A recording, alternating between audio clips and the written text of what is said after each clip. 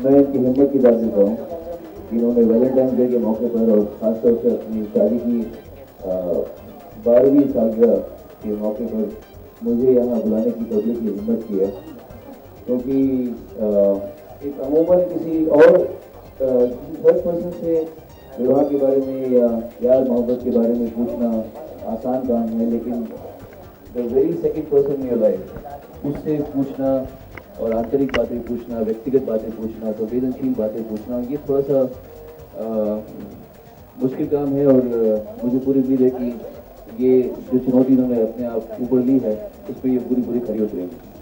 ऐसी कोई खास अहमियत नहीं है मेरे लिए, क्योंकि हम लोग उस कल्चर से बड़े नहीं हुए जहाँ पर वैलेंटाइंस डे पे डिपेंड करना पड़ता था कि मोहब्बत है या नहीं है। बहुत लेट मालूम पड़ा स्कूल में जाके कि वैलेंटाइंस डे नाम की कोई चीज़ होती है। ये चांस की बात है कि हमारी जो एंगेजमेंट हुई थी वो 14 फरवरी को हुई थी और 15 फरवरी को हमारी शादी हुई थी 2002 में। उसके अलावा वैलेंटाइंस डे की कोई मेरे लिए ख़ास महत्ता नहीं है। प्यार है तो है, वो किसी भी दिन है, और नहीं है तो फिर कभी भी नहीं है।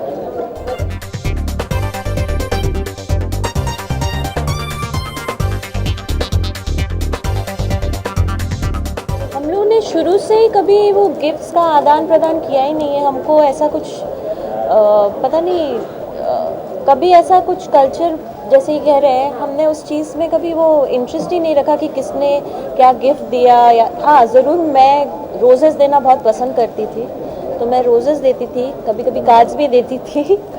पर ऐसे कोई गिफ्ट्स, ये वैलेंटाइंस डे है तो गिफ्ट लेके चले गए, ऐसा कुछ कभी नहीं किया हमने। भैया मोरे राखी के बंधन को ऐसे ही कुछ गाया था शायद। नहीं, एक्चुअली मैंने कुछ नहीं गाया था। हमारी जो शादी हुई उसके पहले प्यार हुआ, उसके पहले दोस्ती हुई। एक बहुत ही ग्रेजुअल प्रोसेस थी। ओवरनाइट ऐसा नहीं हुआ कि प्रपोज कर दिया और अफेयर हो गया। उसके बाद में फिर एक आई वुड से अच्छी तरह वक्त लगा के हमने एक दूसरे को समझा, जाना, समय बिताया और उसके बाद शादी की। तो कोई ओवरनाइट गाना गा के नहीं हुआ था। मैं तो गाना गाता ही रहता था, तो शायद मेरे कई गानों को सुन के इनको मुझसे नज़दीकी अनुभव हुई होगी। लेकिन स्पेसिफिकली उनके लिए कोई गाना नहीं गाया था। मैंने गाया था एक गाना, मतलब मुझे जो बहुत याद है। हाँ, गाया था जब हम अब पन्ना खुल रहा है। हम एक बार जब फर्स्ट टाइम मैं बॉम्बे आई थी इनसे मिलने, तो हम लोग गेटवे ऑफ इंडिया में गए थे, तब इन्होंने गाया था। बड़े अच्छे लगते हैं ये नदिया, ये गेटवे ऑफ इंडिया और तुम।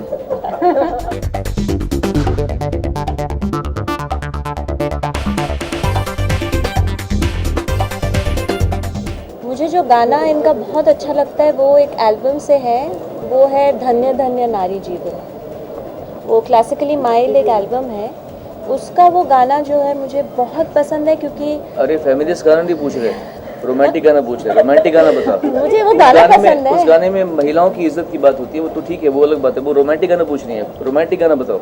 रोमांटिक गाना कभी अलविदा ना कहना के बारे में कभी लोग ऐसे कुछ अखबारों में ऐसे आया था कि ये मेरी फ़ैन थी या मेरे पीछे प्रशंसक बनकर आई थी, गाने की शौकीन थी। ऐसा नहीं था।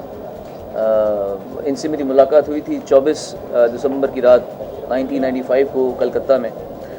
उसके बाद में 27 दिसंबर को एक बार फिर से मुलाकात हुई, और तब हमारी ये मेरा इंटरव्यू लेने के लिए आई थी उस समय।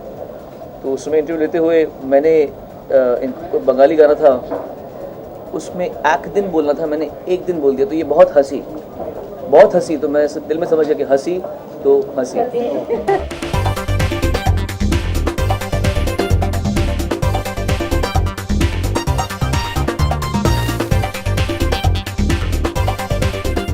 एक्चुअली मेरा मानना है कि, और मेरा मानना है, ऐसा नहीं कि मैं किसी पे कुछ थोपता हूँ, मेरा मानना ये है कि शादी एक ऐसी रीति है, एक ऐसा रिवाज है जो लड़का लड़की के संबंधों को बदल देता है पूरा। एक ऐसा फर्नेस है, जैसे किसी फर्नेस में आप मैग्नीशियम डालोगे या आप एल्यूमिनियम डालोगे तो वो बदल जाएगा। वैसे ही शादी एक ऐसा फर्नेस है जिसमें एक लड़का लड़की शादी के जब बंधन में बंधते हैं तो वो नहीं रहते जो वो शादी के पहले होते हैं, और लोग इसे माने या ना माने, लेकिन सबको पता है कि मैं जो बोल रहा हूँ सच बोल रहा हूँ। तो वो रोमांस जो शादी के पहले होता है वो वैसा रहता नहीं है। फिर इंसान के रिश्ते बन जाते हैं, जिम्मेदारियाँ हो जाती हैं, एक दूसरे के प्रति दायित्व हो जाता है, गिले शिकवे बढ़ भी जाते हैं, क्योंकि इंसान एक दूसरे को माइक्रोस्कोपिक आई से देखता है, स्क्रूटनी करता है। जो चीज़ें उसको पहले पसंद आती हैं वही चीज़ें बाद में उसको लगता है कि ओवर हो गया, थोड़ा सा ज़्यादा हो गया। तो ये दोनों ही पक्षों में होता रहता है। सो रोमांस को जिंदा रखने के लिए मेरे ख्याल से अपने आप ही कुछ चीज़ होती रहती है। जैसे हमारा जो बेटा हुआ है निवान, हमारे जीवन की सबसे खूबसूरत रचना वो है हमारे। हाँ, वैसे तो ये वो प्लेटफॉर्म नहीं जहाँ इसकी बात की जाए, लेकिन मेरे ख्याल से आप देख ही रहे होंगे, इसमें पूरी संगीत की फ्रेटर्निटी एक साथ ही है। ऐसा आपने देखा ही होगा, ऐसा कभी एक पहले हुआ नहीं है। और हम सभी एक साथ इसलिए हैं क्योंकि हम सभी कानून का पालन करना चाहते हैं। इसीलिए अगर हम कानून को तोड़ने की कोशिश करें तो शायद सब साथ में नहीं होते, इसलिए कोई बात नहीं।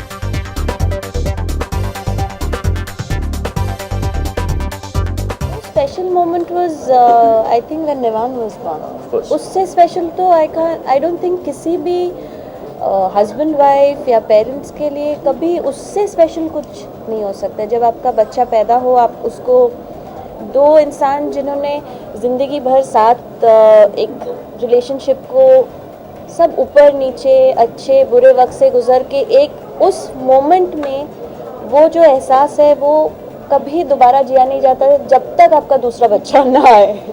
वो एक अलग फीलिंग है। That's the most special moment.